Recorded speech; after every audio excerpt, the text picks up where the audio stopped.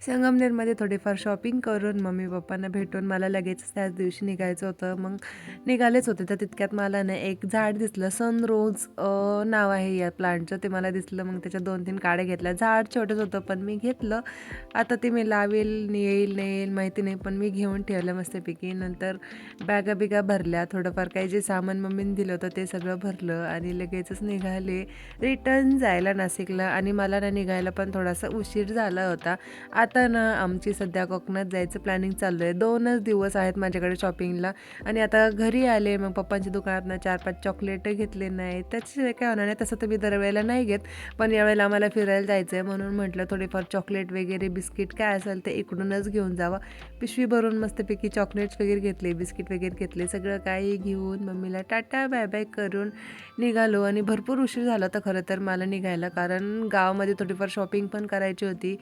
आणि जवळपास 6च्या दरम्यान मी निघाले होते. आणि मी इथं विचार करत चालले होते, जेव्हा मी नागपूरला राहायचो ना, तेव्हा 2 महिन्यातून 3 महिन्यातून एकदा यायचो, पण ॲटलिस्ट 3-4 दिवस तरी मी संगमनेरला राहायचे.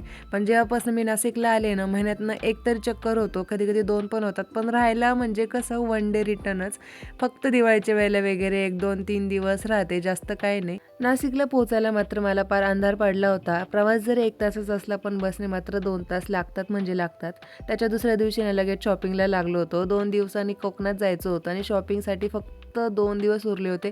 खूप कमी वेळ होता आणि त्यातल्या त्यात ना असं कमी वेळेत काय जर घ्यायला गेलो ना, अजिबातच काही चांगलं भेटत नाही. ट्रेंड्समध्ये गेलो, झुडिओमध्ये गेलो, बाकीचे दुकानं बघितले, पण अजिबात काही चांगलं भेटलं नाही. आणि इतर वेळेला जर बघायला गेलो ना, इतकं काय काय आवडतं, पण त्यावेळेला असं वाटतं उगाच कुठे विनाकारण खर्च करत बसावं. आणि त्यावेळेला इतकी घाई होते ना, अक्षरशः मला व्हिडिओ काढायचं सुद्धा लक्षात राहत नव्हतं आणि इतकं थकल्यासारखं होत होतं. 2 दिवसामध्ये नुसती धावपळ, इकडं जाय तिकडं जाय. आता तुम्हाला जे पुढे मी टॉप दाखवते ना, त्यातला एक सुद्धा मी घेतला नाही आहे.